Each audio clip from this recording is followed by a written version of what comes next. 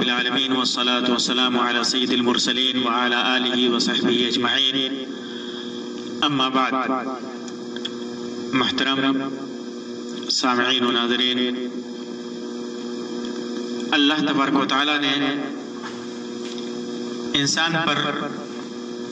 مختلف قسم کے حقوق واجب کر رکھے ہیں۔ وہ حقوق چاہے اللہ کے رسول اللہ تبارک و تعالی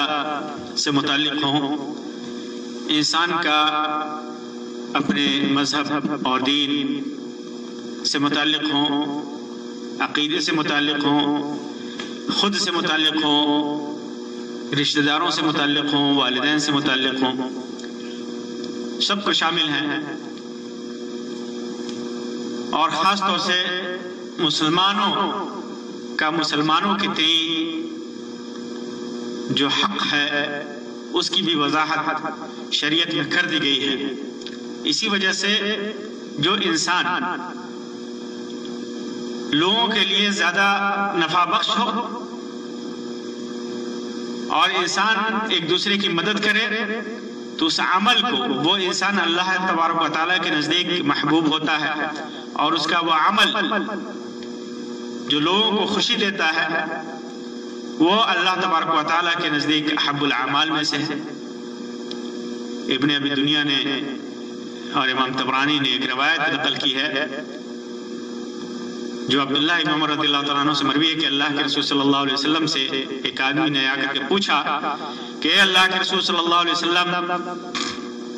ای الناس احب الی اللہ، اللہ کے نزدیک سب سے زیادہ محبوب کون انسان ہے؟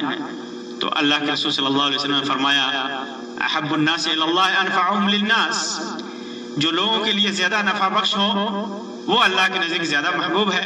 وَأَحَبُّ الْأَعْمَالِ إِلَى اللَّهِ عَزَّ وَجَلَّ سُرُورٌ تُدْخِلُهُ عَلَى مُسْلِمٍ، اور سب سے محبوب عمل اللہ تبارک و تعالی کے نزدیک یہ ہے کہ تو کسی مسلم کو خوشی دے اور اس سے کوئی مصیبت دور کرے، تُكَشِّفْ عَنْهُ كُرْبَةً، اور اس کی ایک تکلیف کو دور کرے، وَتَقْضِي عَنْهُ دَيْنًا، اس کا قرض ادا کر دے، وَتَطْرُدْ عَنْهُ جُوعًا، اور اس کی بھوک کو مٹا دے۔ امام البانی نے اس کو حسن قرار دیا ہے۔ یہی وجہ ہے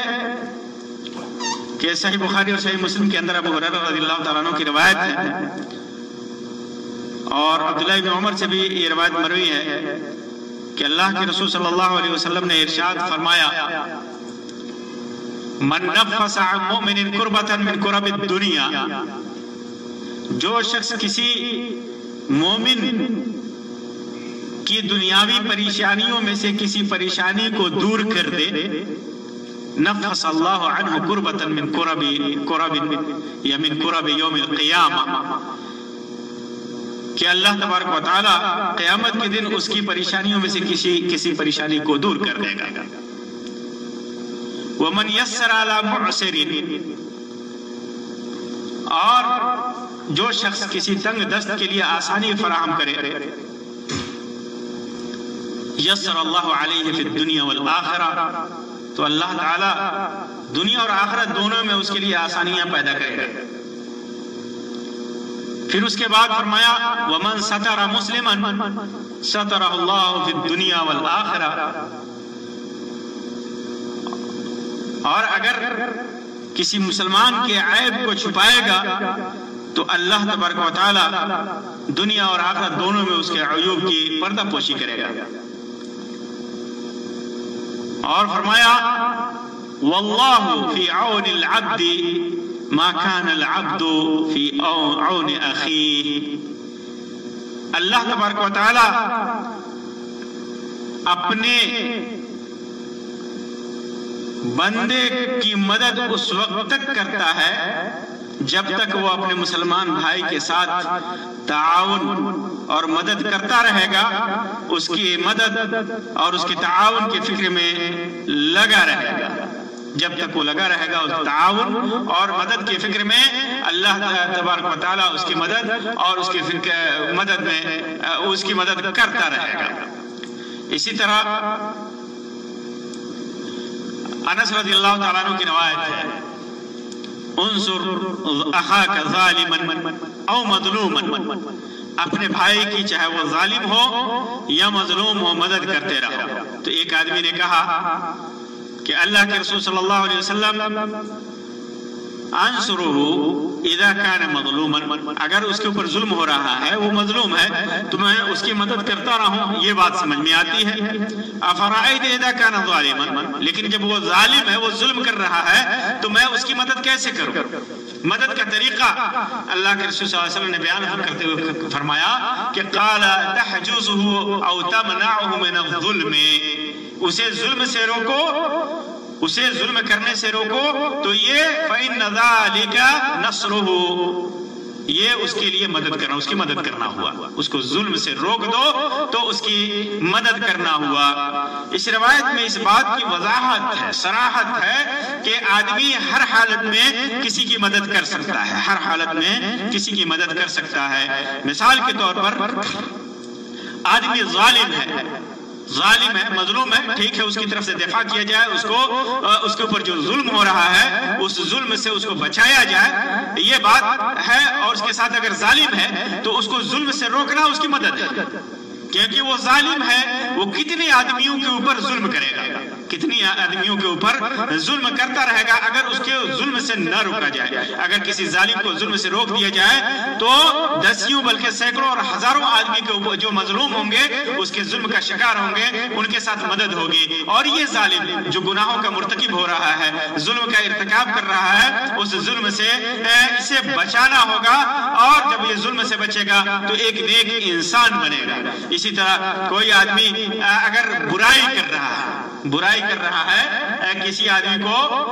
برائی کرتے ہوئے انسان دیکھے تو اسے اس برائی سے روکے، یہ بھی اس کی مدد ہے، یہ بھی اس کی مدد ہے، اور اس کو برائی سے روکنا۔ اور اسی طرح اگر کسی کو بھلائی کا حکم دے رہا ہے تو اس کو بھلائی کی طرف بلانا بھی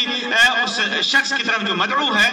جس کو بلا رہا ہے، اس کے لیے دنیا اور آخرت سمجھ جائے کہ اس کی مدد کرنا ہوا، اس کی مدد کرنا ہوا۔ دوسری روایت میں ہے جابر بن عبداللہ رضی اللہ تعالیٰ عنہ کے کہ لینصر الرجل اخاہ ظالما ومظلوما ان کان ظالما فلینہہ، کہ اگر وہ ظالم ہے تو اسے ظلم سے روکے، فإنہ لہ نصر، کہ یہ اس کو ظلم سے روکنا اس کے لیے اس کی مدد ہے۔ وَإِنْ كَانَ مَظْلُومًا فَلْيَنْصُرْهُ، اگر وہ مظلوم ہے تو اس کی مدد کرے۔ پھر اس کے بعد مدد کیسے کر سکتے ہیں؟ ظاہر سی بات ہے کہ ایک مسلمان بھائی کی تکلیف کو دور کرنا ہے۔ اگر وہ بیمار ہے تو اس کے پاس پیسہ نہیں ہے تو اس کا علاج کر دینا، بیمار ہے تو اس کو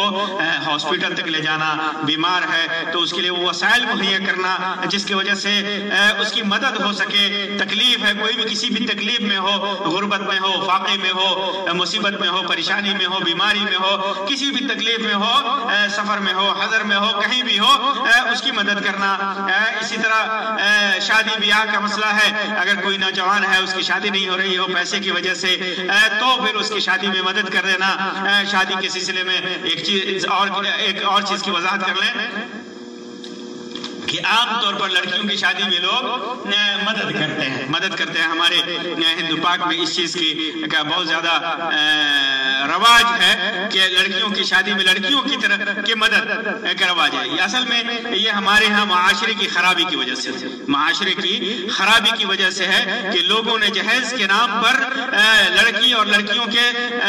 لڑکیوں کے گھر والوں کے اوپر اتنا بوجھ ڈال دیا ہے کہ وہ لوگ تکلیف اور پریشانی میں آ جاتے ہیں، اور جہیز کا انتظام کرنے کے چکر میں وہ مفلس ہو جاتے ہیں۔ تو آدمی جہیز کے لیے